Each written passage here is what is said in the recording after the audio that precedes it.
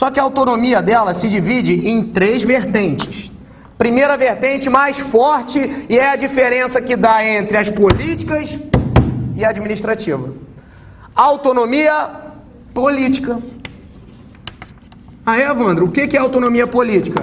Negão, autonomia política é a capacidade de legislar, capacidade de criar leis. Quer um exemplo? A União cria lei? Cria através do Congresso Nacional, Câmara dos Deputados Federais e Senado Federal. E o Estado cria lei? Através das assembleias ou das câmaras estaduais, né? E o Distrito Federal cria lei? Através do quê? Da Câmara Distrital. Município, através da Câmara dos Vereadores. Então, todos os 4 têm autonomia política, mas eles têm mais, tá? Eles têm também autonomia administrativa. Eu vou dar um exemplo de autonomia administrativa, vocês vão aprender daqui a pouco o que é cargo de natureza efetivo, cargo em comissão e função de confiança. Por exemplo, o presidente da República pode tranquilamente nomear, até mesmo sem concurso público, o ministro da Justiça. Olho para você e falo, porra, confio em você, eu sou presidente da República, você vai ser meu ministro da Justiça. Quer? Ele fala, quero. Sem experiência nenhuma? Vai ser ministro da Justiça. Cargos de livre nomeação e livre exoneração. Lógico, é um pouco mais complexo, mas para entender é assim. Terceira autonomia, autonomia financeira. Olha só que bacana. Quantas vezes vocês já ouviram assim, caramba, é a União que julga as próprias contas dela? Caramba, é o Estado que julga as próprias contas que vai gastar ano que vem. Não seria bom se a gente pudesse fazer isso? Eu julgo as minhas contas e eu gasto ano que vem. Mas aí o dinheiro está lá. Essa é a autonomia. Ah, Evandro, por que eles soltam vaga de concurso público e só faz concurso para o ano que vem? Porque as vagas foram criadas esse ano, mas está contando no orçamento do ano que vem. Capacidade ou autonomia administrativa. Deu para entender até aí? Repetindo, negão. Pessoas políticas do Estado, só existe 4 e nenhuma outra a mais. União, Estados, DF e município. Território está aqui? Não, então não é. Pessoas administrativas, só tem 4 também. Coloquem aí. Autarquias,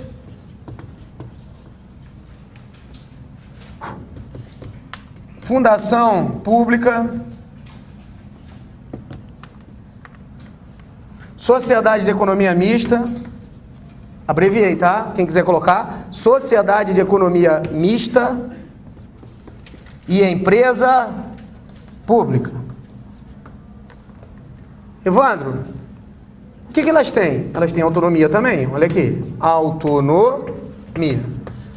Mas para fins de concurso, e para não errar mais, ela só não tem qual autonomia aqui?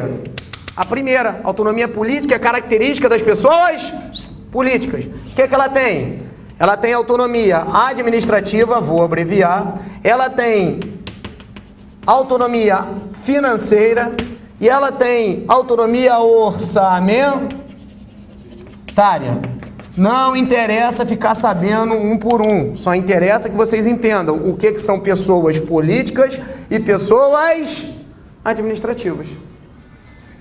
Pessoal, não vou dar detalhe de uma por uma, porque para vocês não interessa, ainda mais no edital de vocês. Só que uma coisa vocês têm que saber. Olha só, quando eu dividi o direito administrativo, eu dividi em 2 grandes ramos. Dividi direito privado e direito público. Puxei uma perninha no direito público e dei 2 princípios para eles. Quais foram os princípios que eu dei? Supremacia do interesse público e indisponibilidade do interesse público. Olha só, direito público. Essas pessoas aqui, todas elas, tanto essa quanto essa, por serem pessoas, elas têm uma natureza jurídica. Dependendo da natureza jurídica, ela pode ir para o ramo público ou para o ramo privado. Esse é o primeiro detalhe. Vamos lá. Todas essas 4 pessoas aqui são pessoas jurídicas de direito público. Então, essas pessoas aqui são os chamados entes estatais. Ô, Evandro, caiu uma palavrinha diferente? Caiu. Quando eu falo em pessoas jurídicas, ou pessoas jurídicas de direito público, ou pessoas políticas, essa palavra pessoa pode ser substituída como sinônimo na prova de vocês sem problema por ente ou entidade. são consideradas entidades políticas no Brasil? 1, 2, 3, 4. União, Estados, DF e municípios. Todas elas são pessoas jurídicas de direito público. E ainda tem mais um detalhezinho. São pessoas jurídicas de direito público internas. Beleza?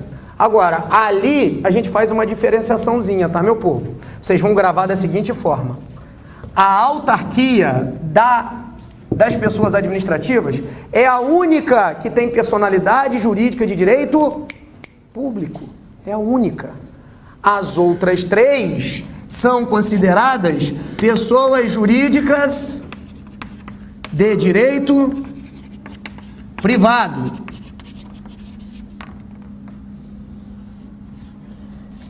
Mas não interessa a natureza jurídica delas. Mesmo que seja de direito público ou de direito privado, o que vai diferenciar uma da outra é o tratamento que a lei dá para elas. Sabe por quê? Porque 1, 2, 3, 4... 5, 6, 7, 8 em espécies, esses nomezinhos aqui, vocês vão dizer que para todos os fins da nossa aula, vão ser considerados o quê? A administração pública em sentido formal, ou seja, a administração pública propriamente dito. Então, quando eu abrir a boca e falar, olha, a administração pública, eu estou falando de uma das 8 pessoas. Beleza? Olha que exemplo legal. Se você vai ver lá na 8.112, que se você fizer concurso para a União, se você fizer concurso para uma autarquia ou para uma fundação da União, você vai ser regido pela 8.112 de 90, que é uma lei, Estatuto dos Funcionários Públicos Civis da União. Se você fizer concurso, por exemplo, para o Banco do Brasil ou para a Petrobras, ou você fizer concurso aqui embaixo para a Empresa Brasileira de Correios e Telégrafos, ou então para a Caixa Econômica Federal, você vai ser regido pela matéria da professora Mona Lisa, pela CLT. Mas todas, vocês vão ver que tem que passar por concurso público. Ah, Evandro, mas e aquela figurinha da estabilidade que me falaram que não tem aqui embaixo? Lógico que não tem. Por que não tem? Porque você não está regido com alguns princípios e prerrogativas do direito público. Porque, mal ou bem, ainda é pessoa jurídica de direito privado. Essas 3 aqui embaixo. Caramba, Evandro, eu não estou entendendo nada. Ah, sim, é que é bom. Se você estivesse entendendo alguma coisa sem nunca ter estudado direito administrativo com meia hora, você era um gênio. Beleza? Pegue os pedacinhos, tá, pessoal? Por exemplo, quando você começa a namorar uma menina e leva ela para o restaurante, geralmente você não entende nada do que ela fala nas 3 primeiras horas. Não é verdade? Depois você vai se acostumando e entende um pouco menos. Não é verdade? É mentira? Eu nunca entendi minhas namoradas. Beleza?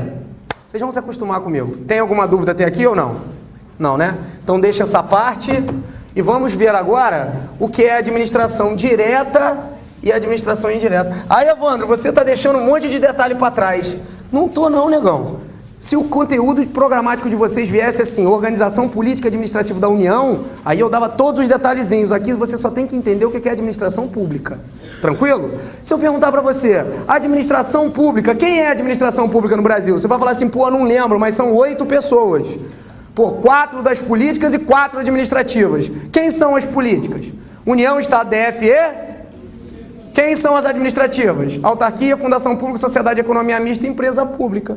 Quem estuda comigo há bastante tempo sabe que se não gravar essa parte e administração direta ou indireta, não anda na matéria. Não vai entender o início da 8.112, vai viajar na improbidade administrativa, contratos administrativos e licitação, não vai saber nem o que eu estou falando, se não pegar o conteúdo de hoje. Beleza?